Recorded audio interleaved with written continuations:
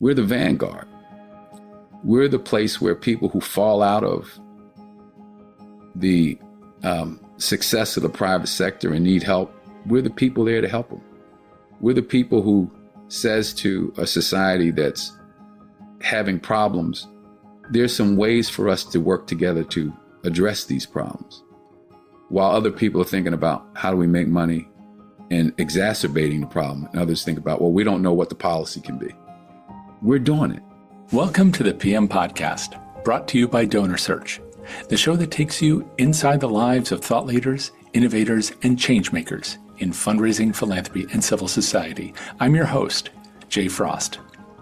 H. Art Taylor is the president and CEO of the Association of Fundraising Professionals, representing fundraisers who generate over $100 billion in charitable support each year.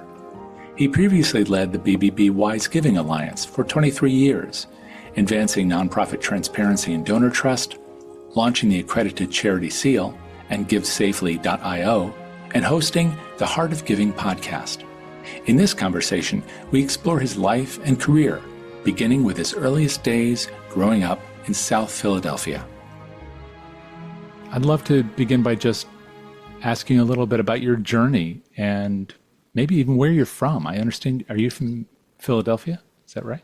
I am from Philadelphia, and it's funny that you should ask me that question because lately I've been thinking about my life and how I share my origins, and it's been dredging up a lot of my early history. So I grew up in South Philadelphia on a street. The street name was Peter Street, the 1100 block of Peter Street. And it's nestled in between Washington Avenue, which was a main thoroughfare, and I would say Ellsworth Street, which was a smaller street. But right at Ellsworth Street, our neighborhood shifted from being mostly Black to mostly Italian. And on the street I grew up on, Peter Street, it was bordered on the east end with a factory that was essentially a cheese manufacturer. It manufactured different cheese products, mostly ricotta cheese, from what I recall. And they also had at some point a product that they would put out with various kinds of juices and so forth, sugary juices. And across the street from my house, this is a small street now, across the street from my house, were all these factory buildings that had, for the most part, gone defunct because of some of them were textile. One of them was a textile industry on Washington Avenue at the other end of our block, of the other end of the border, right, was the Curtis Music Publishing Company had a facility, massive facility. And along Washington Avenue, there were railroad tracks and so forth. But this one factory at the bottom of our block was owned by Maggio, the Maggio company.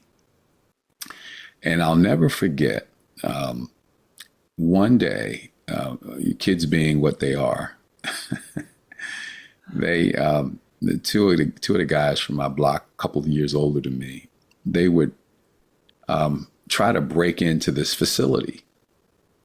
And I was asked, I must have been around 8 years old, to kind of stand watch to see if anyone would come. And I was supposed to knock on the door and let them know that, someone was coming.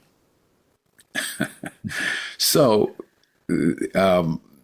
I stand there and they go in, and literally like 2 minutes later, Jay, this man comes running down the street with a pistol. Oh. And I just take off. I just saw the pistol guy running. And there was literally no time for me to knock on that door without being caught myself. And I'm like, I'm out of here. Wow. So somehow or another, the guys get away. And I never had a chance to talk about that episode until a few months ago. I caught up with one of the guys and asked him about that particular situation. He said, I don't remember that particular one, but you were certainly right to run. He said, we would always do things to irritate them. We would go in and take their trucks and drive them around and all kinds of things. And so we were just bothering them. And then he said, but one day a car drives up to the top of our block, 12th Street. And out of the car comes Angelo Bruno. Angelo Bruno was the crime boss of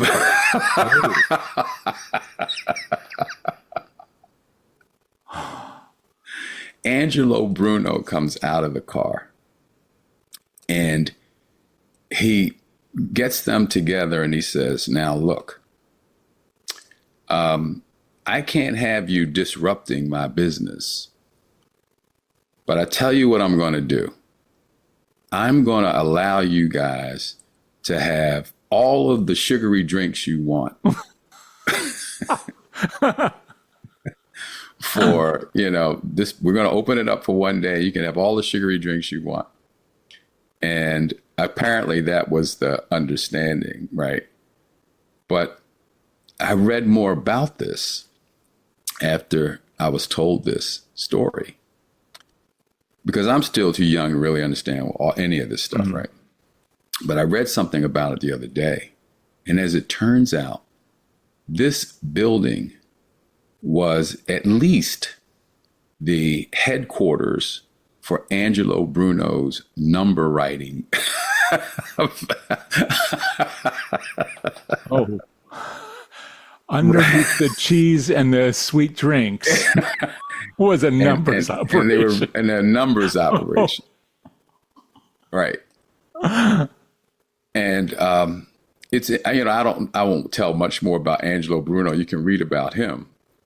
But it's just fascinating to me that I grew up literally on the street that was the headquarters of the numbers writing operation for the Philadelphia mob or mafia, or as they call it, the crime syndicate back then. And, there are other situations that came up in my life. Once I remember I played baseball at South Philadelphia High School, and our team was primarily Italian gentlemen, kids. And one of my teammates, I ran into some years later when I went to pay a parking ticket. And so I go to this place where you pay these parking tickets. It's this big rotunda. And I pay my parking ticket and I'm heading out the door, and way up at the top, someone yells down, "Yo, Artie, you should have told me. I would have fixed it." It was one of my teammates.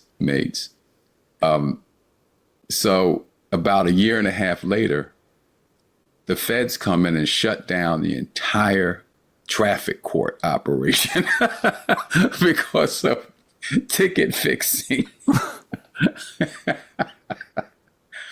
But Jay, that's part of the world I grew up in. That's just like a small part of it. By the time I was 11, we were forced to move from our homes because this Maggio company wanted to take over the entire space. They needed more space to expand their operation. So we were all forced to move. We were all renters, and they demolished all the houses on that part of Peter Street. So anyway, I'm going on and on, but the point is, that's part of the environment that I grew up in. And, people want to know, well, where did you come from and how did you get through this? Well, I got through it because I had a fantastic mother who worked 37 years in the kitchen of a department store. barely made minimum wage. And at some point, she was able to own her own home. The place where we moved to, she moved into it as a rent to buy situation. Mm-hmm. And over time, she was able to own that house. And she raised 2 lawyers, 2 college graduates, 2 lawyers. And people say, well, how was she able to do that? Well, she did it because there was the help of a lot of nonprofits. The YMCA, mm-hmm. the Christian Street Y, where we grew up playing basketball. There was our church, St. Mark's Episcopal Church in Philadelphia, where we were choir boys and got actually paid to sing in the choir. Yeah. I was a professional singer at like 8, 9 years old and did that every Sunday virtually until I went to college.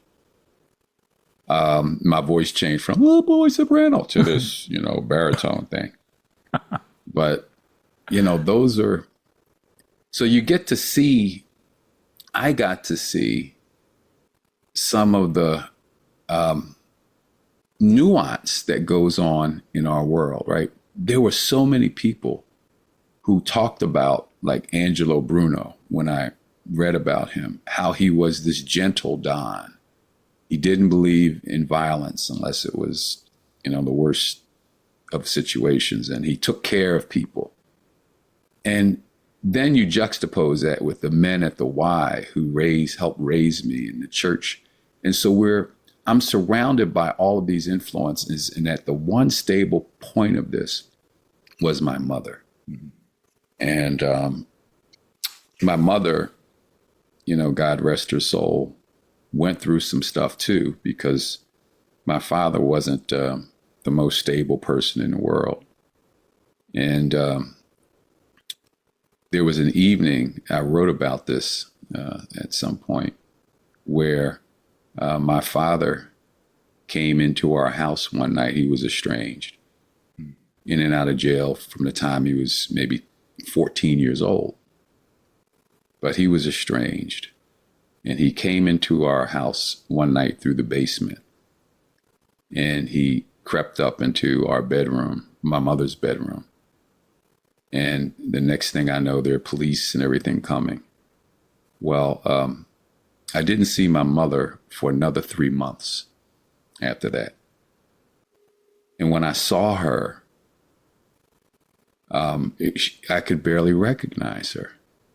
Her face was beaten literally to a pulp, Jay. And this was after 3 months. And my father had done that. And that was the last we'd ever see him alive, or hear him alive, really. But that was what my mother had to go through. And I think about what my life would have been had she not survived. You were quite young at that time, too. At that time, I was 11 years old. Where did you go? Were you alone without anybody there for 3 months? We stayed with relatives. Mm-hmm. My uncle Ed, who lived a few blocks away, and his wife and their family took us in. And I'll never forget spending that time with my uncle in particular, watching the New York Knicks play the Los Angeles Lakers in the last championship that the Knicks ever won. Right? That was the last championship. I think it was 1970 or so when they won the championship against the Los Angeles Lakers. It was during that period. And then we stayed some with my Aunt Vivian, my mother's sister, and her husband and their family for some time too. And Aunt Vivian just passed away earlier this year. She was 96. Oh, my. Yeah. So, but these are my life. I mean, it was, there's a lot more treachery that, I had to live through. But my mother was the stable force. And I don't know what our life would have been like had it not been for her surviving. And, we think about episodes that come up that change us or shape us. And to this day, I struggle, Jay, with conflict. Talk about that. And I didn't realize it really until I did some consulting work. I did some volunteer consulting work for Joe Torre's charity. You may know Joe Torre, the former manager of the New York Yankees. Right. But I was asked to come in and help his Safe at Home Foundation through some strategic planning work. And Joe set up a charity to help kids who were not themselves the victims of physical violence, but who lived in a home where physical violence was present, and the effects that it has on the children, right? When a parent goes through that. Joe lived through that. His father was a police officer and had physical altercations, abused his mother. And it took Joe many years to understand that he had difficulty managing conflict, which is natural, right? I mean, we as human beings, we're going to have conflicts, but he would shy away from it. And I noticed that about myself, and he helped me identify it. Just working with this group helped me identify that it's the discordance of conflict has an impact. And I always seek to find a path to peace or to avoid that conflict, right? Which is not always a bad thing, but it's also important to let it play out sometimes and to realize that it doesn't need to end always in violence, right? So, but it's something that I've worked on in my life to be able to manage better, right? And to lead others through when it happens. So anyway, those are just some things I don't tell everybody about, but hell, I'm 66 years old now. I can pretty much say whatever I want, I think. What are you going to do to me? Well, it's funny that you say that because a lot of people I talk with now are doing things like writing memoirs or speaking their history or their truth. And sometimes they're shy about it because of what you just said, conflict avoidance. Yeah. They've got relatives, friends, their old neighbors who are willing to shout down from the eaves and say, Artie, you should call me. Right. Those people embody part of our history, and sometimes we're careful about how we incorporate them into our stories. But as you just said, now you feel comfortable doing that. How important is it to be able to kind of, articulate your story? Well, I don't know. I mean, I think when I'm gone, I don't know if there will be a lot of people out there wondering, well, who was this person? But I think it's important for my family to know, my grandchildren to be able to know something about who their grandfather really was. And if he tried to make an impact on society, what was that? And his origin story, really. And because maybe they'll be more comfortable with their own origin story. And maybe they will seek to carry on in their own way this idea of trying to leave the world a little bit better than it was when we got here, right? Yeah. So, and I didn't set out to have a career where I was doing that, by the way. It's a lot of serendipity. Well, and let's go back to that. So there you were in Philadelphia, and by the way, the way you described it was so vivid. Yeah. No, I can remember it like it was yesterday. Yeah. Yeah. So you went from that neighborhood where it also sounds like, and for people who don't know Philadelphia, it's very diverse, but it is very much neighborhoods, right? Yes, right. Yeah. Sort of like some other places we would know, New York or other places, especially at that time. And that must have had an influence too, that kind of diversity. I should just ask you that.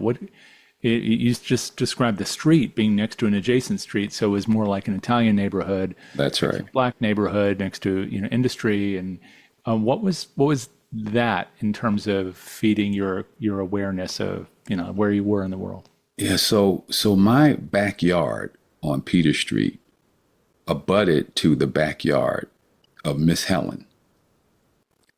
And Miss Helen's was next door to Joey's family. And they were the Italians who lived on Ellsworth Street, and their yards backed up to our yards. We were on Peter Street.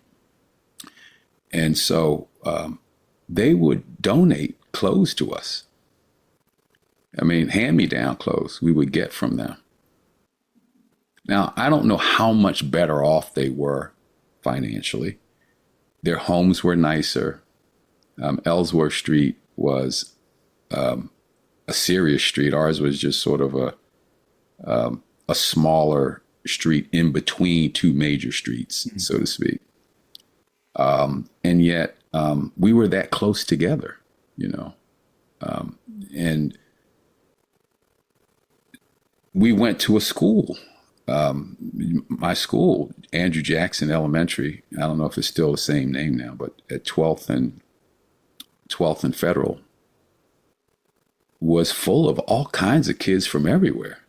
I mean, it was it drew in Italians, Irish, some Jewish kids, Puerto Ricans who had moved to the area, and even some early Vietnamese went to our school. So my elementary school was among the most diverse experiences that I could have had, and loved elementary school.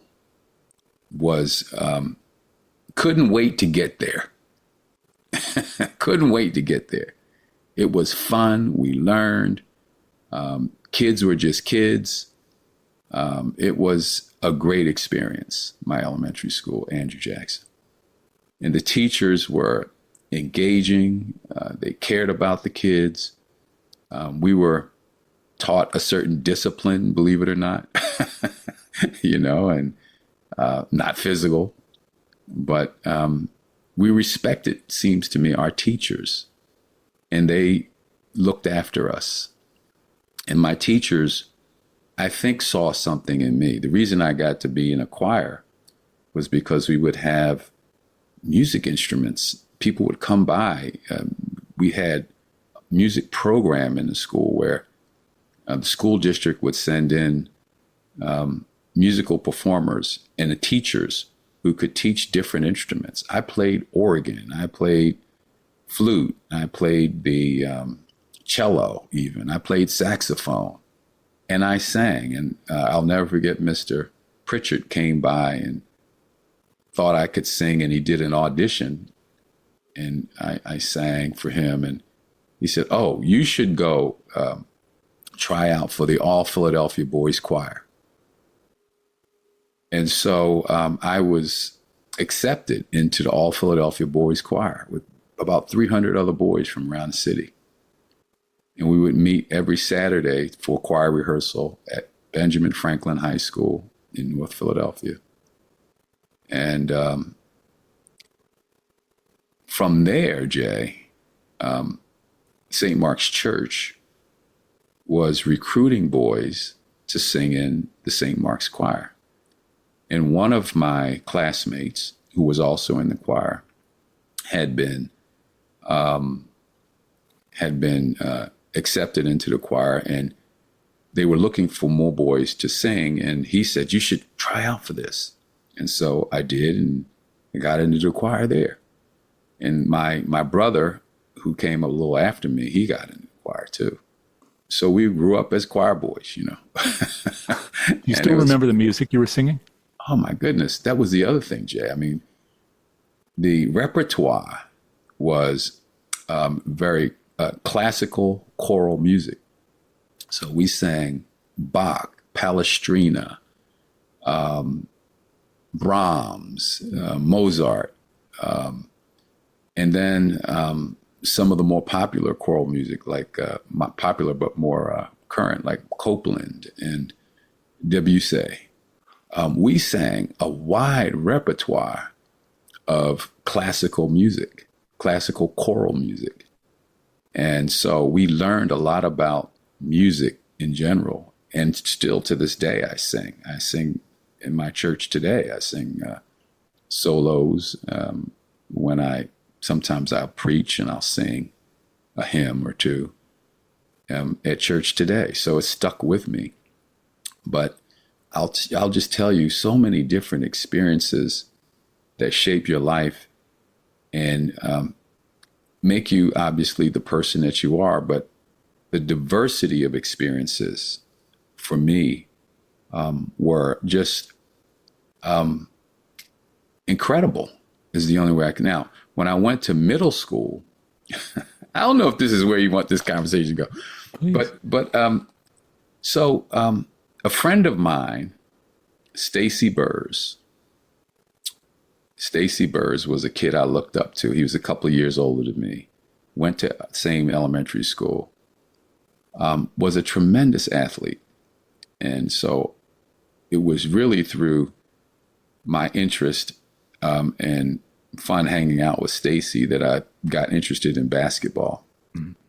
And so Stacy was in the choir as well. And he lived in the Italian neighborhood and actually got to play basketball in the places where blacks kind of weren't accepted. Now, Stacy was black. And somehow, because he was such a good athlete and really so smart, he was more accepted into this playground. The playground is a famous playground, Capitola Playground, at 10th and Wharton Streets. It's also where Pat Steaks is. You may have heard of Pat Steaks and Gino Steaks, which, kind of set the standard for steak sandwiches in Philadelphia. Well, we played basketball literally right across the street at Capitola Playground. But it wasn't really a smart thing to do to go down there unless you had a connection. My connection was Stacy, because they didn't really want a whole lot of black kids at Capitola Playground. So I got to play basketball at Capitola Playground. And that's kind of where it began for me as an athlete. And there's one other interesting connection I had at Capitola. It was a kid by the name of Fred McNeil. I'm calling out names, but hopefully Freddie will appreciate this story if he hears it. When we were living on Peter Street, my mother worked with Fred's mother. And so there was one night we get a knock on the door, and it's Fred's mother and his entire family. It was Fred, his sisters, his older brothers. They had been evicted from their home and had nowhere to go. And my mother took them all in for a night or two, I don't remember how long. And then she helped them find a place to live, which was closer to this Capitola Playground on Clifton Street. And so Fred's orientation was to go play at Capitola Playground. And he became, because of the quality of his character and his ability to kind of get along with folk, he was accepted into Capitola. And so when I went there, there was always Freddie. We call him Fat Freddie. But Fred McNeil was also a path for me to play at Capitola Playground right there at Pat Steaks. So look, there's so much diversity. When it was time to go to middle school, Jay, I wanted to follow Stacy to Thomas Middle School. Now, Thomas Middle School was located deep into South Philadelphia, somewhere around 11th and Bigler, somewhere deep into South Philadelphia, way into the Italian neighborhood. And So I told my mother I want to go to Thomas because where we had moved would have had me go to Barrett Middle School, which was my neighborhood middle school. I didn't know Barrett. And all I knew was if it was good for Stacy, that's where I wanted to go. And I was pretty adamant about it. So one day, my mother's called to the school. The teachers know I want to go to Thomas. And at the school, we go into an office, and in there is the head of the Philadelphia School District 3 superintendent, a man by the name of Hightower, black man. And he talks to me. He says, "You want to go to Thomas, I understand." I said, "Yes." He said, "Well, Barrett is a good school too." I said, "Well, but thank you, but I want to go to Thomas." And he persisted. And he said, "I want you to try Barrett. And if it doesn't work out, then we'll see about getting you to Thomas." He knew something that I did not know, which was that if I had gone to Thomas, the dynamics changed such in middle school that it might not have been safe for me there. And it took me a long time to really understand that in middle school, the dynamics change. Kids below middle school are much more collegial, friendly, and then suddenly they begin to see things, or they begin to be influenced by things in ways that I think affect how they see race. And Thomas was a predominantly white middle school. Barrett, on the other hand, was a 100% black school. And that was the most segregated situation that I was ever in. Middle school. I'm wondering how you felt as a young boy being told that by this, this imposing figure from the school. And that was the way to describe it, imposing. I was pretty, adamant, but I was also the kind of kid who accepted what authority had to say. And to this day, I am, really impressed that this gentleman would take his time to explain he didn't have to, he could just say, "This is where you're going, that's it."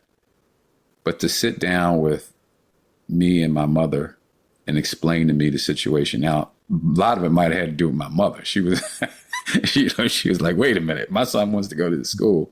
We're going to see about that, But as it turned out, I ended up going to Barrett, and that was a good situation. Now, the other good thing about going to Barrett was that I didn't go blind. So I had some connections there because I had started playing basketball at the Y and at a couple of the other playgrounds in our neighborhood, and I was pretty good. So they kind of accepted me as a basketball player. And at Barrett, basketball was everything. So being a good basketball player, you were automatically in at Barrett. So I didn't have to worry about a lot of the violence and threats and other things that a lot of kids had to deal with at that time, given that Barrett was also the place where there were at least 5 turf gangs. You may not remember, but in the 1970s and 1960s, turf gangs were all over Philadelphia. And they were major turf gangs that located themselves, that had representation at Barrett Middle School. But we were able to avoid all of that because we were basketball players. And they, for whatever reason, did not bother basketball players. So my middle school went relatively smooth. I only remember getting into one fight, and it lasted about a minute before it was broken up. And I still don't know why we were fighting, but that's neither here nor there. But the bottom line was I was able to get out of middle school in a good way and head into high school, South Philadelphia High, which was, again, a more diverse situation. So it was kind of amazing that way, how it turned out. You were talking about how those two schools, that people changed. And I think this is true of kids who go through middle school everywhere. But the change that you were encountering there, it sounded like you were in a very diverse neighborhood where people looked out for each other. Whether it was the people, in the house out back who were, giving you all clothes if you needed it, or even down to the guy who owned those factories and ran the numbers business was looking out for people in his own way. That's right. Everybody was, and your mother certainly. And then things change.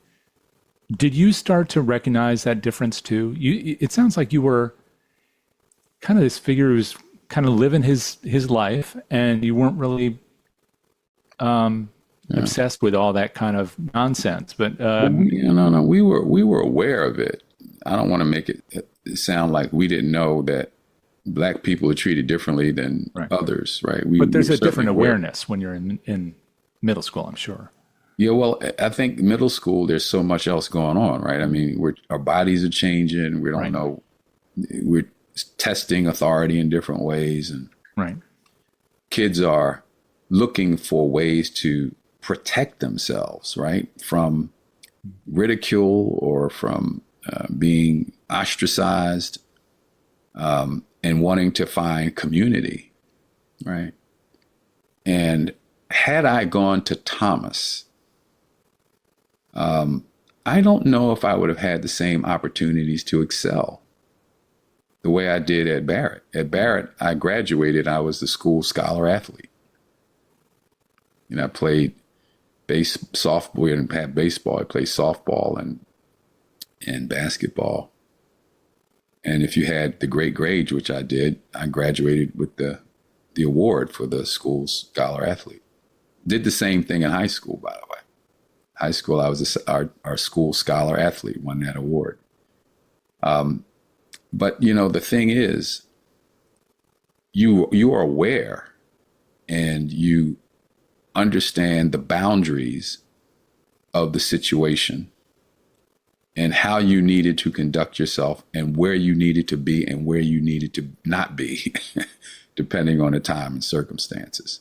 You learned that at a very early age. We went to a camp that required us to, as kids, this is maybe 7, 8 years old, where we had to walk through an Italian neighborhood. So I had to go from like 11th Street all the way down to 5th Street to the Reed House and 5th and Reed. And that took me through serious Italian neighborhood. And they weren't necessarily fond of having kids from other neighborhoods go through there. At least the kids weren't. The adults weren't so worried about the kids. But the kids would see us and they would, call us the N-word, chase us out. And so we would be very cautious when we went through certain parts of that area. And we knew when we hit 10th Street to look out because there were always going to be these guys hanging out, and we would have to be ready to run or ready to get away from anything that might happen to us as a result of these guys looking out and expecting us to get down there. So, you know that you have to be careful, and, you hope that you'll get out and get through these places unscathed. Some did, and some unfortunately did not sometimes. But there wasn't a whole lot of weapons. It was more physical, hand-to-hand violence. People using sticks and things of that nature. But you still didn't want to be a part of it. Most of the time, we were able to just get away.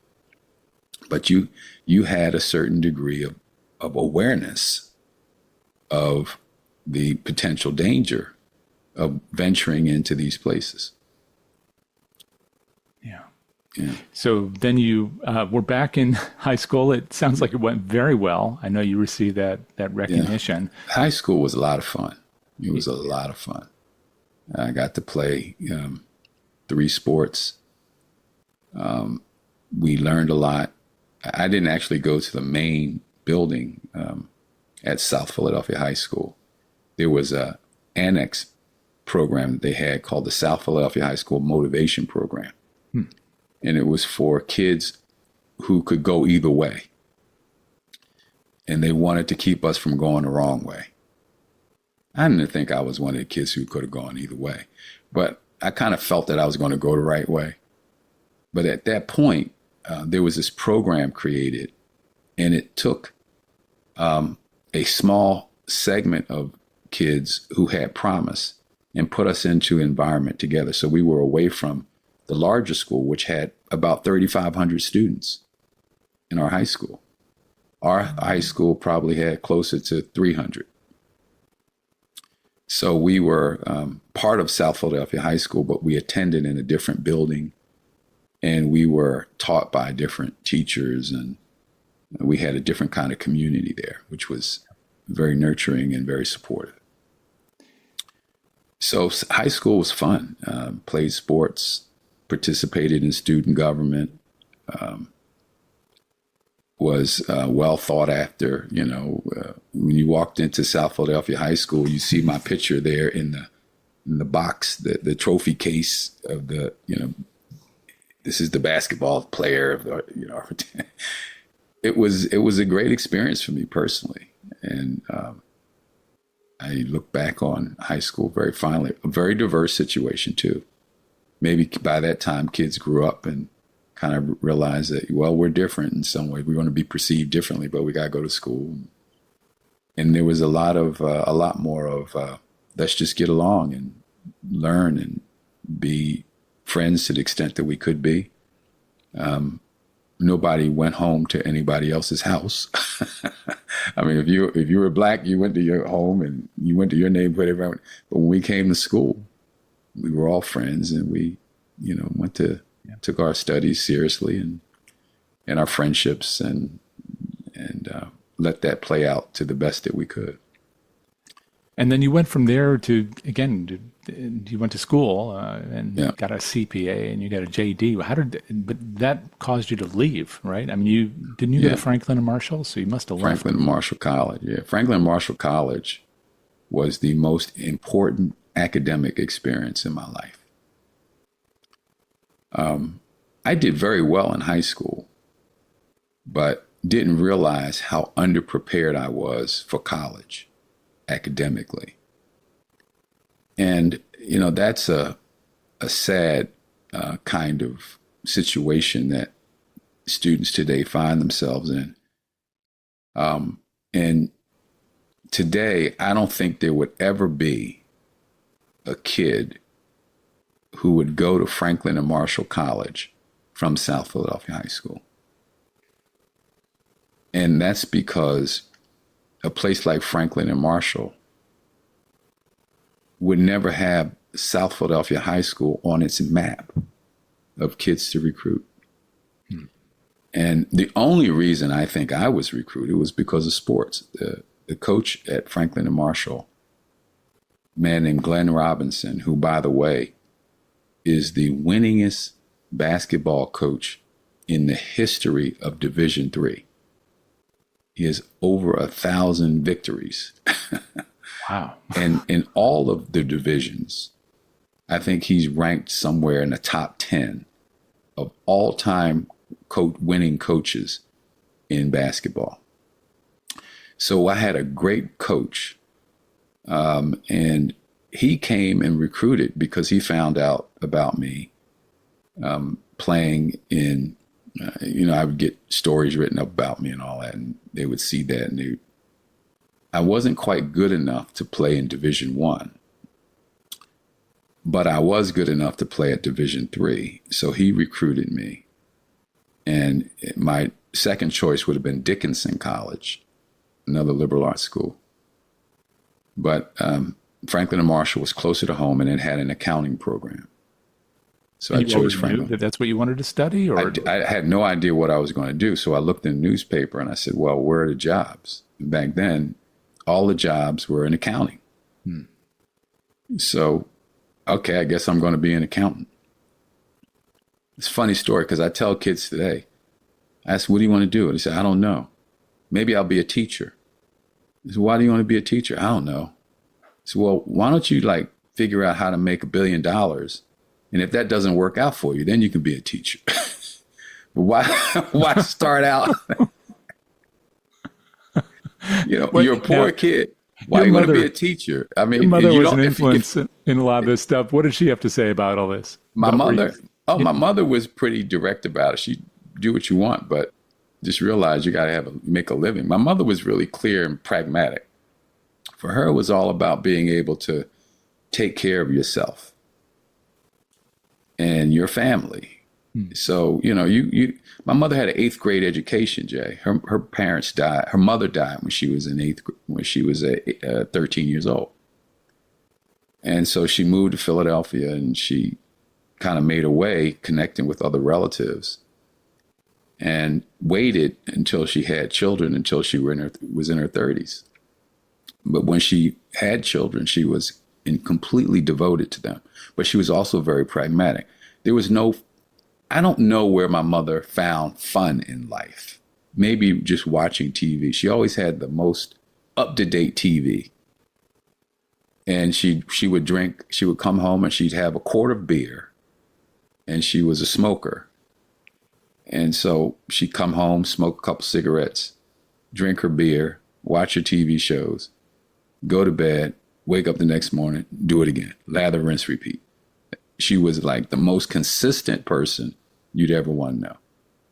And the only free time she had away from us was when we spent 2 weeks in the summer at the YMCA camps. Don't know what she did then. I hope she had a great time. But that was the only time. And we never really saw her break character. And you know that, wait a minute, there's got to be something going on. As I thought when I got older, right? She had to be doing. But I can never think back to a time when she broke character and did something that was just completely unexpected. I mean, I don't know where you get that level of consistency from, but that was her devotion to her sons. So anyway, back to Franklin and Marshall. Franklin and Marshall was really important because there I understood, whoa, I'm behind. And for the first time in my life, Jay, I had trouble competing academically with my peers. And it was eye-opening. And I felt like the only way I'm going to get out of here is if I give everything I have to these studies. And I have to get out. There's no you're going to drop out of college. What's that? No way in the world. So we stuck with it. And what I learned, Jay, was that I am smart. I'm just not prepared. And years later, I was able to describe my situation as how you would describe impact, right? There are different ways of measuring impact. One is you went from point A to point B. Well, there were a lot of kids at Franklin and Marshall who benefited from their college educations, but some of them came there with experiences and education that made it a lot easier for them. So their growth wasn't anywhere near my growth. What I got out of Franklin and Marshall was tons more than they got, at least from an academic standpoint, because I had to get it all. I had to learn algebra, Jay, in college. And I'm trying to be an accountant. So, you figure all this stuff out. And that when I look at my life now and I think of what's possible, I don't have any doubts that I could achieve anything. I mean, I've never done anything more difficult academically at work than I did at Franklin and Marshall. And law school, passing the CPA exam was tough. I had to take it a few times. But law school was challenging just because I was doing it part-time, and I had other distractions. I was working full-time, had a baby and a family. Oh, what? Wait a minute. So what? Okay, so you finish your academic work in accounting, Right. and then you were playing sports at the same time, right? Well, in college, I was playing sports, played 2 sports, baseball and basketball, and got my accounting degree with all that. Right. But then after college, I went to work for a Big 8 accounting firm back then. So I started working it was back then Touche Ross & Co. And that's a lot of hours. Oh, yeah. So at Touche Ross, the story is, I tell this story around diversity. I get hired by Touche Ross & Co. And by the way, there are probably 10, maybe 10 CPAs who were African American in Philadelphia at that time. Out of how many? Just for... Well, let me give you just a small example. There were 8 firms represented. And let's see. When I started at Touche Ross & Co., which is now, I guess, Deloitte & Touche, Deloitte, yeah, there were 195 accountants in that firm, in the Philadelphia office. I was the only African American, the only one when I started. And I tell the story that there's such a difference today between what we expect from diversity programs today than what there was then.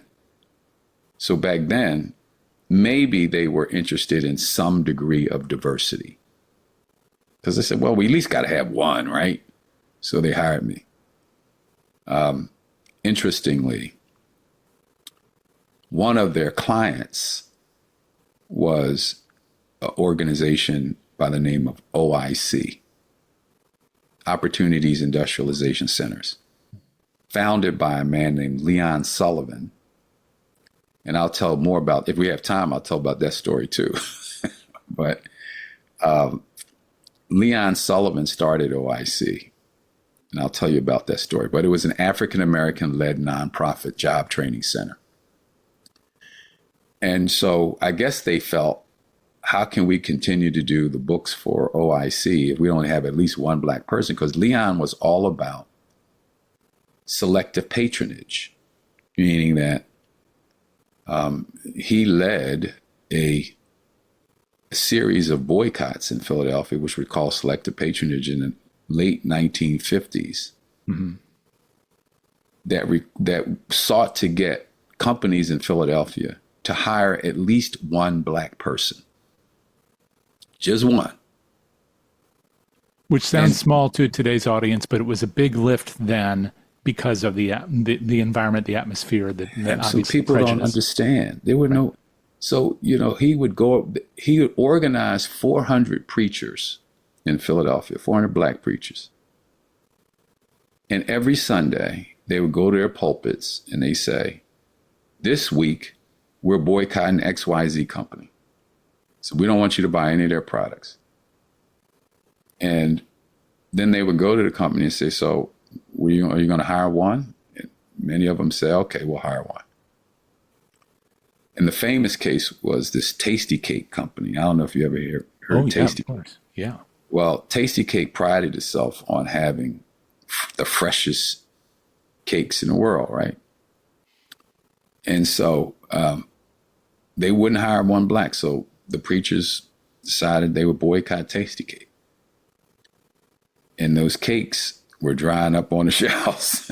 And what year was this again, Art? This was in the late 1950s, early 1960s. Yeah. And so ultimately, Tasty Cake decided they would hire someone. And what that did was open it up for others too. But what they found out was that while they were hiring these black people to work in their factories, in their stores, there also wasn't the training necessary for them to be successful. So that led to the creation of a job training program that became wildly successful, still in existence today. And I was ultimately hired, skipping over a lot of detail, I became at one point the CFO of that organization. Oh. But while I was at Touche Ross, I got finally put on a job, and I'll go back to that, because when I started at Touche Ross, they would have me sit in the office weeks without getting on the job. All my peers, I started with about 24 people in my class, they all got put on audits. I was sitting in the office. Yeah. And I thought, why wouldn't they want me to be on the job? Well, obviously, maybe some of the clients don't want to see a black face doing their books. They wouldn't want to risk that. So they found the one place they could put me, which was OIC, to do those audits. I just have to ask you something. Yeah. When you look back at that, was it the clients or was it the firm? Probably both. The firm didn't want to take the risk. But, you know, I often say, I don't know how great of an accountant I would have been. Well, but I do know this. They didn't know either. Right. Because you didn't give me a chance, right? So, and the way it works in that business, the people above you choose you to be on audits. Okay. Right? They choose you to join their team to go out and do a particular audit. A senior auditor is assigned to be the person who directs the field work. And so you get picked by them to be on a team. And if no one picks you, then you don't get a job. You don't get an opportunity. Wow. So you're sitting there for weeks, really not doing anything, which that must have felt a little scary. I mean, not just bad, but also scary because, you know, you can't stay if you can't produce. You have no opportunity. So, but, you know, naive me, you know, I'm just thinking, you know, look, eventually it'll work itself out. It didn't. I did stay the requisite 3 years to get my CPA, 2+ years. But OIC was a client that I spent a lot of time on. Ultimately, I got on some other jobs too. And we got promoted to senior accountant before I left, passed the CPA exam, all that. But the story is that the takeaway is that as a person of color in that firm, there was little interest in diversity. There was no interest in inclusion. No interest in inclusion, right? No interest in equity. So I talk to young people today about this. Now, think about this though, Jay. The challenge that we have with these programs, idea work, is that CEOs of these companies back then loved affirmative action. I commit that they loved affirmative action because with affirmative action, okay, what's the number that we need to hit? And all we have to do is find enough people to bring in and hit the number. And we're good. I mean, places like IBM, black people flourished because IBM knew, all right, let's hit the number, bring them in, we'll train them how to be salespeople and they'll do great work. And they did. A lot of people made a lot of money. A lot of black people made a lot of money working at IBM. And so if you think about the inclusion aspect, though, if you were willing to adapt what you were to meet the requirements of the company, you had a shot. But no one was interested in who you were authentically. I mean, I listened to that term, and we should be able to be our authentic selves. Well, good luck with that. Back in that day, there was an expectation that you would adapt to that culture if you were going to have any chance of succeeding, which meant, okay, when we have social events, we go out after work and we drink beer until we're oblivious. Or we go play golf. I never played golf before. How am I going to connect with that? Or we go out and do different things that were in neighborhoods that I never grew up in or never were part of. So there was little interest in finding out what my interest was, although there was one thing that they included me in, that was the basketball team. We had a CPA league, and our basketball team won a championship. Because of me and another guy named Mike Purcell. Mike Purcell became a partner there, had a great career as an accountant, terrific man. But yeah, I mean, I was on the basketball team. Yeah, maybe that's why they hired me. I don't know. So they could win the CPA league. But the bottom line here is today, it's harder for CEOs to know what the measure is, right? When we talk about belonging, what I need to feel like I belong, Jay, is very different than what you might feel like you need to belong. So it's harder to come up with that measure that's applicable to everybody, right? It's hard to come up with the standard and then enforce it, right? And so CEOs are like, okay, we feel like we have a diverse group of people here, but how do we make everyone feel like they're included? Now, I'm sure there's some who succeeded with that, but it's a much harder metric to come up with. You can do surveys and that kind of thing, but there will always be people who say you're not doing enough, and others who are feeling like you're doing too much. Why are you doing all this stuff? And so the belonging question is more challenging for CEOs. And I just worry, and we've seen this, when the pressure's on, what does the CEO do then? Meaning, pressure is basically saying, we're doing all this stuff, and people are still not happy, and there's pressure on us to dismantle it. Well, maybe we'll just dismantle it. Because all the stuff we're trying to do, we're not getting any credit for, because people are still not happy. And we don't know what else to do in order to make that so. And maybe there isn't anything else you can do, because you have to manage a business. And at the same time, you have to find a way to make every single person in that organization feel like they're belonging. And now, what is different today and why belonging matters, maybe it didn't matter as much then, too, is that today, I firmly believe, and studies show, that companies perform better when people feel like they belong. So back then, I'm the only black person in a firm of 195 professionals. They're not sure the clients want to see me. The firm is uncomfortable putting me out there. And they're making plenty of money. You know, my existence wasn't going to help them make any more money. At least that's how they thought. I didn't have any connections to business or anything. So, you know, why do we need to change anything for this person?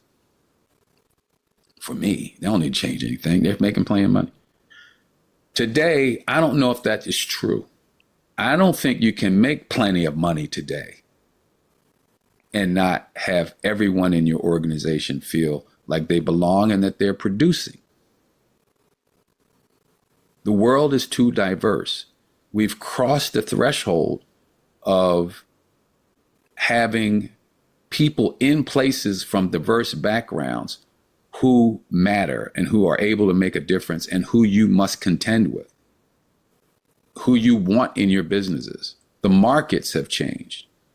People are looking for new ideas that come from these emerging people in our culture. And so I don't think you can actually be successful long term, unless you're finding ways to make these groups feel like they belong. So what was a moral question in my day, it's the right thing to do to give people a chance, is now a business issue. We can't really grow our business unless we're able to reach audiences across the board. That's the difference. And so I don't really speak about belonging much from a moral standpoint. It's like a cultural war thing right now. It's weird, right? Mm-hmm. But if you ask the businesses, they're like, we're not getting rid of this program. We need these people. We need our diversity. Now, some are, but I don't think those companies will succeed in the long run because our country will continue to grow. We can do everything we want to try to eliminate diversity in this country. I don't think it's going to happen. I don't think it's scalable. It's not scalable to think that you can eliminate America's diversity and whip everybody into a culture that is based on white supremacy.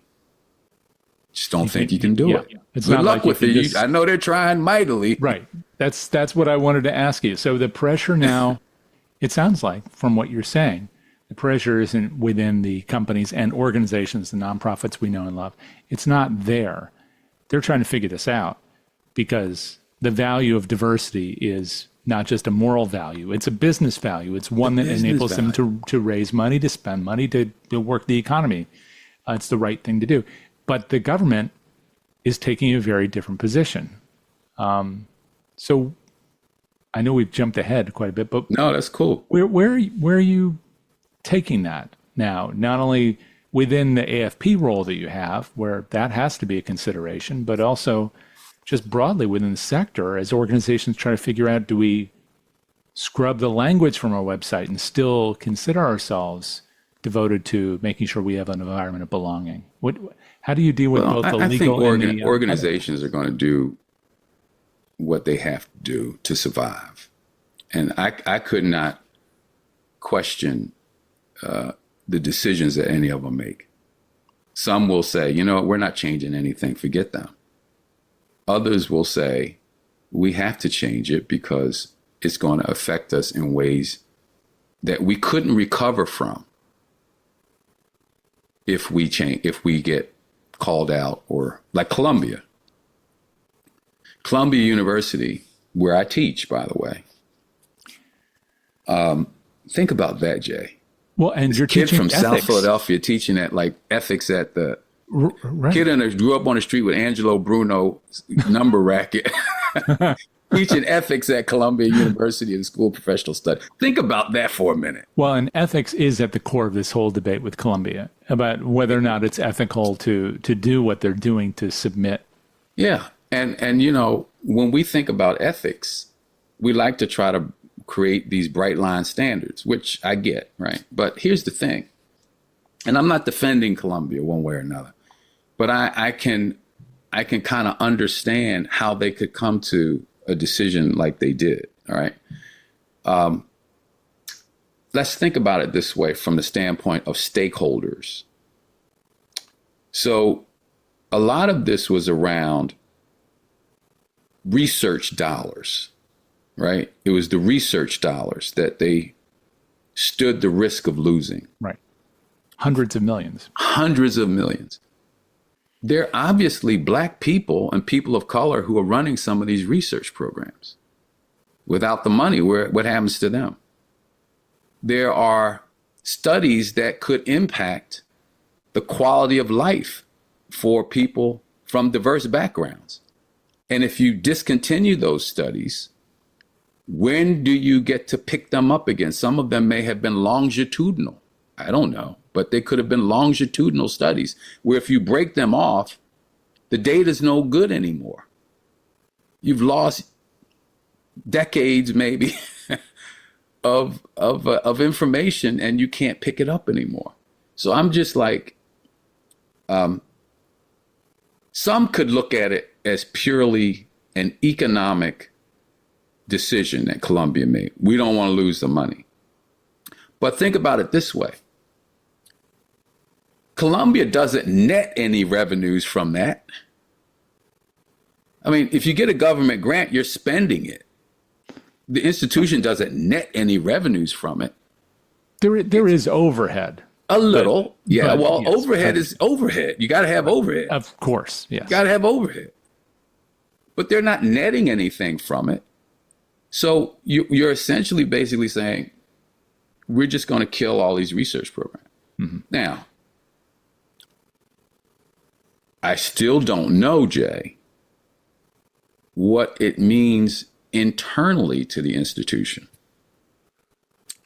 Because, and I hope I don't cause us more scrutiny by kind of outing this, but Columbia School of Professional Studies still has a chief diversity officer who looks into these issues. There's still a committee within Columbia that focuses on these issues. They still have conversations about it. So there probably have been some changes made and some things that are now done differently.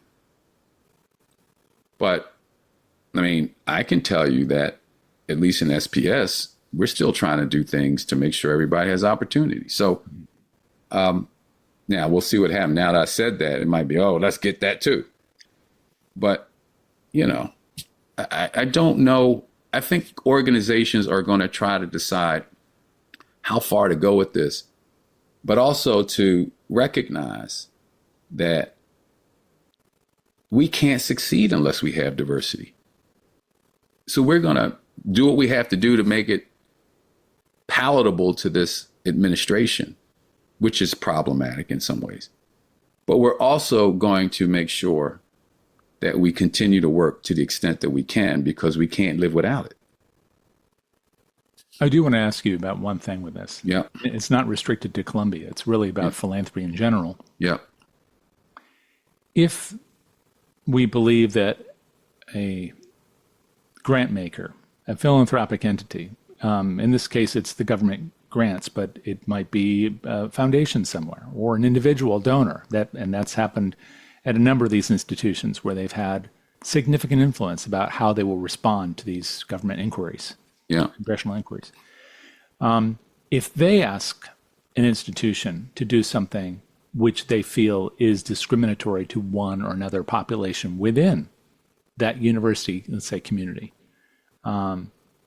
is there a line? I mean, are there any lines at all? I understand what you said before, that if they're just abstract lines and we lose hundreds of millions, we lose studies, they impact all of us, right, including a lot of people who have been, underserved, discriminated against. But if receipt of the funds in the first place or changes to those funds necessitates some form of what might be interpreted as discrimination, is that a line that institutions should consider not crossing? Well, again, I think every institution is going to have to decide that. And there's also, I'll say,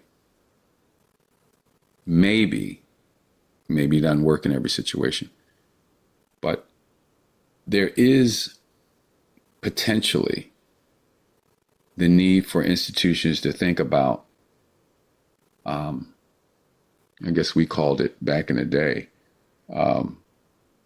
what you would consider making it up for people who got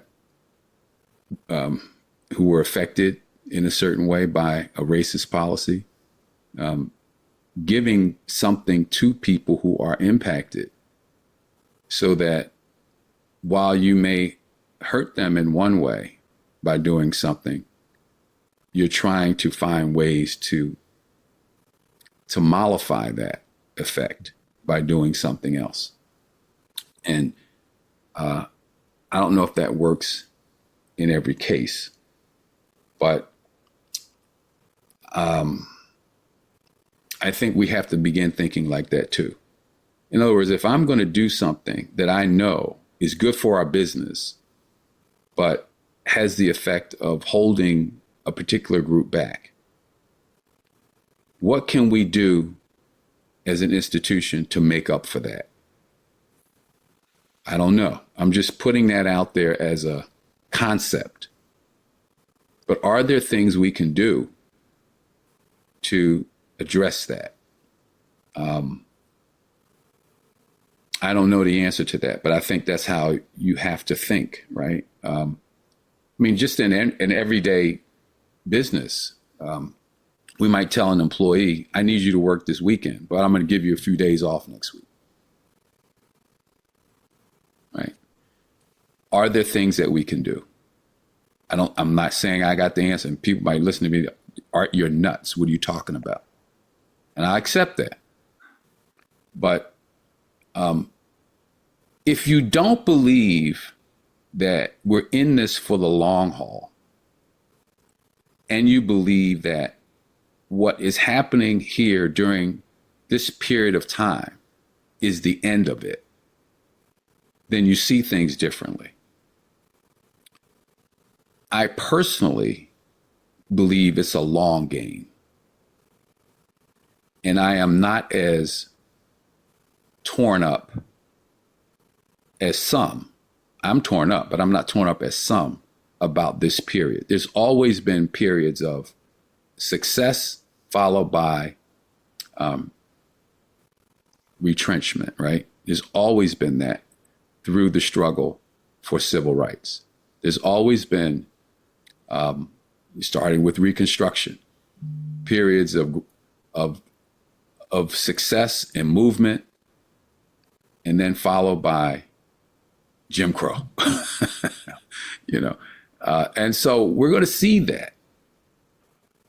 It's not fun to go through the troughs, but history has shown that we've made progress over the long term. And what America is dealing with right now is not simply about race or gender or identity. It's more now about how we see ourselves as a nation. Do we see ourselves as a nation that cares for each other and wants to see the best for every possible citizen?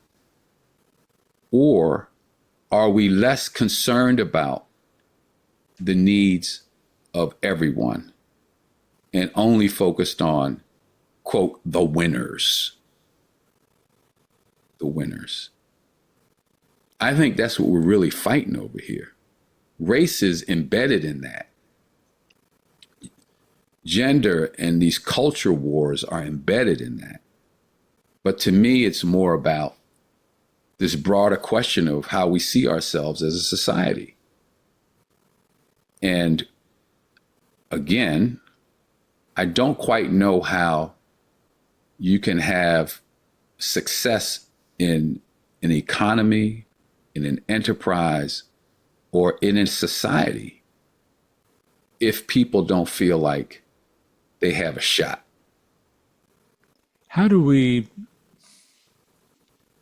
show people that they have a shot so they don't feel like they're trying to figure it out in isolation?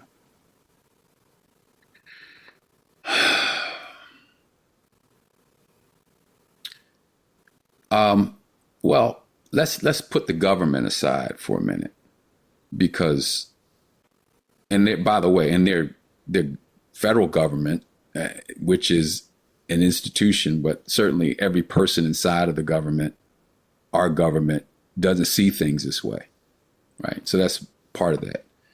But what we have to do is show that we care. Just show that we care. Just, offer condolence or support or whatever we can for people, right?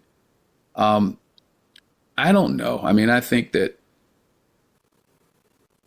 when we were doing work for the Generosity Commission, which I really appreciated the work of this group, trying to figure out why we were seeing such a decline in giving, in participation in giving, we were looking at what we could do to get government to inspire giving to institutions. And we did our research and we've come up with a few things. But I think what we came away with, or at least what I came away with, is this is more cultural than it is policy. Policy could help, but there's something going on in our culture that drives people to not want to give to institutions. We got to figure out what that is. And we also discovered, though, that people are still generous. They're just giving in different ways. They're not giving to institutions, but we need to hold that up. We need to continue to push that, because ultimately, if you're giving to a neighbor who's struggling, and you see after 15 weeks of giving to that neighbor that neighbor is still struggling, at some point you're going to ask yourself, well, what can we do so that we don't have to keep helping that neighbor? And that will lead you back to some type of organized activity. And the organized activity leads ultimately to some type of small institution, and maybe grows into something bigger. So I just think that, we have to continue to support the idea of giving, regardless of what happens with government. People need help. People need support. People need encouragement. No gift is too small. We just have to give what we can and realize that when we give, Jay, we feel good. I feel empowered whenever I give something to somebody. Whether it's advice, whether it's a pat on the back, whether it's money or time. I feel great when I do that. Sometimes you don't feel good going into it. It's like, oh man, I got to do this. But when you're doing it, it feels great. And when you get that thank you at the end, it's like a light that just came over you, right? No matter what's going on in your life. So we got to keep pushing that. Wouldn't it be great if, instead of like leaning on government for everything, which we should be able to lean on government for more, don't get me wrong, but maybe some of our cultural icons would begin shining a light on the importance of doing that. What if, people like Taylor Swift and LeBron James, and who are very generous people, by the way, also said to the broader society, participate with us, give what you can. It might make a difference hearing from LeBron James about the importance of giving. It might make a difference hearing from Taylor Swift. It might make a difference from hearing from people who are very active in our society and who we kind of look up to have a message about giving back. I know it's tricky because some people say, well, they got lots of money. Of course, they're going to say that. We don't have that. But when they tell us to buy shoes, we buy them. We don't say, well, they could buy 1 million pairs of shoes. So, of course, they're telling us. Right? It's true. You know what I'm saying? So I think we need the movie stars. We need the influencers to come out and talk about not everything political, but just human to human interaction, that person to person we can help make a difference. That's, I think, where we got to go. You've been working on this stuff a long time, Art. I know we jumped right from college and CPA to what you're thinking about right now. And I'm not going to make you go over your resume because it's all out there. But I would like to ask you, as you compare two very different experiences, one quite new, but it's something you've been attached to for a long time, and the other one you spent a lot of years at. First, with the Wise Giving Alliance, and particularly among all the things you did there, Better Business Bureau, Wise Giving Alliance, you had that podcast, which I think is pretty remarkable, the conversations that you held with people. And then today, you're having a lot of conversations because you're managing a wonderful but sometimes unruly group of people who are trying to help their own charities across the country and around the globe. I mean, there are over 30,000, 40,000. I don't know how many 25,000 members. 25,000. Yeah, something like that. They punch above their weight. So I always think the number is larger. But in both of those situations, you probably had to listen to a lot of people as well as, share and teach.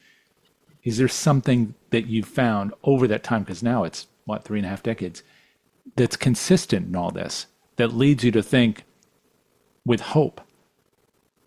And when you think about the solutions to the trough that we're in. Yeah. Well, I've been saying to people lately what I'll tell you, and it's that as leaders and as individuals, we have to find ways to generate and maintain positive energy. Period. Because if you're going to do nonprofit work, you're always going to be up against constraints. And you have to find ways to get past them. And it doesn't help for you to be negative or doubtful that you can do that.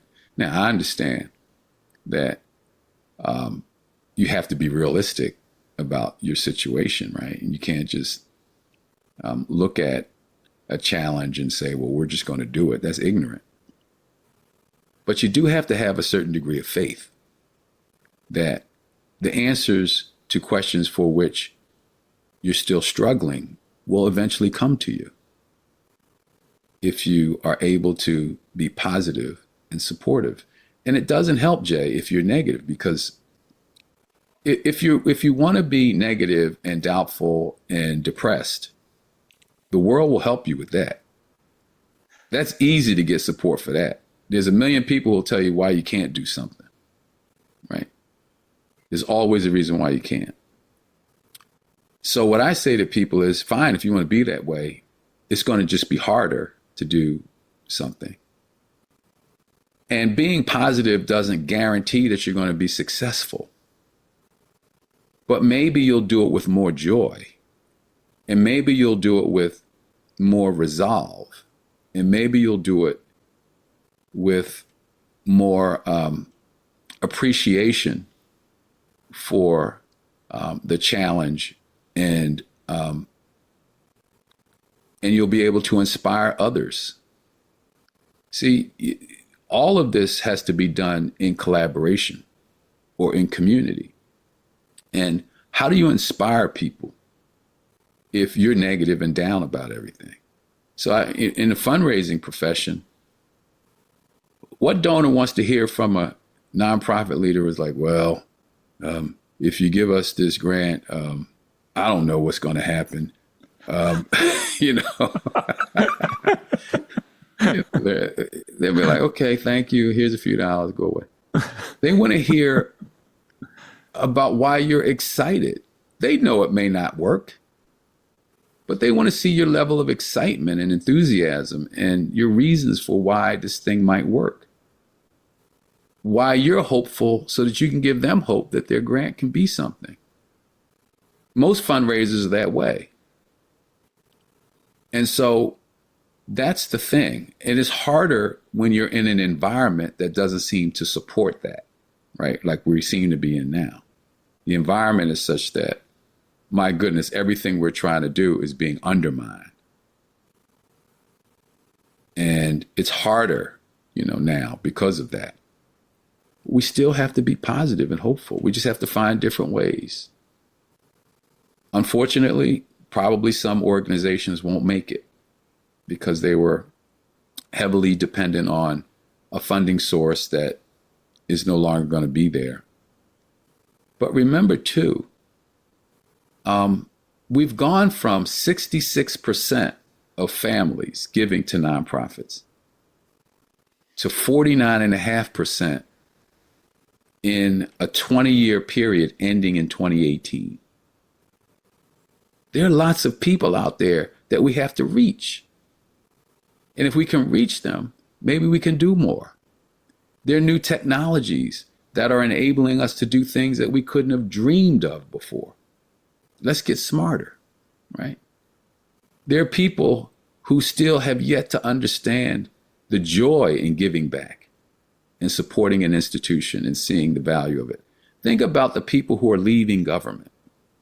All of these folk, I'm assuming, entered government for a couple of reasons. One, they thought they could make a stable living. But secondly, maybe they thought that this is a way for them to help make a difference in the world. Come on over to our sector. And I see our sector, Jay, as the vanguard. We're sort of in between government and in the private sector, trying to hold democracy together. We appeal to government. We demonstrate to government what can happen when people work together on a problem, and that maybe becomes policy. And on the business side, we try to make profit doing things, and sometimes it's not always in the best interest of people, but we hold them accountable, right? And we get them to participate. We're the vanguard.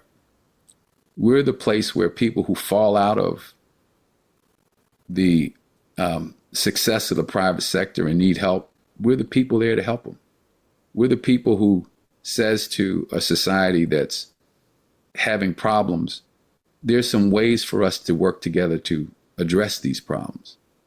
While other people are thinking about how do we make money and exacerbating the problem, and others think about, well, we don't know what the policy can be. We're doing it. So the vanguard has to have positive energy in order to hold this democracy together. And I know we're under attack, but think about this. If we are the vanguard, and if part of our democracy isn't necessarily favoring the role that we're playing, it just means we have to fight all the more to make sure that we are doing what we're here to do. And there's probably, as I said, going to be some sacrifice. There's going to be some who don't quite make it. But if our society is going to make it, then we have to find a way to make it. And it takes positive energy to do it. It takes fearlessness. And that doesn't mean being afraid. Sometimes you can be afraid, but you got to get over it. You got to do it anyway. You know, when you first learn how to swim, you're afraid of that water. But you got to get over it. And you got to learn how to swim. I think we're just learning how to swim again in a new body of water. Well, that's it for this episode of the PM Podcast. You can learn more about AFP at afpglobal.org. And you can catch past episodes of The Heart of Giving at heartgiving.podbean.com. Our thanks to our sponsor, DonorSearch, the global leader in AI-powered fundraising intelligence solutions for the nonprofit sector. Our producer is Jack Frost, and our theme music is Moving Out, Moving In by Jay Taylor, and is provided courtesy of Epidemic Sound. If you like what you heard, make sure to subscribe wherever you like to listen. Check out our sister shows, Frontlines of Social Good and How to Raise, and come back next weekend for another conversation with a leader in the world of social good. Until then, this is Jay Frost. Thanks for joining me.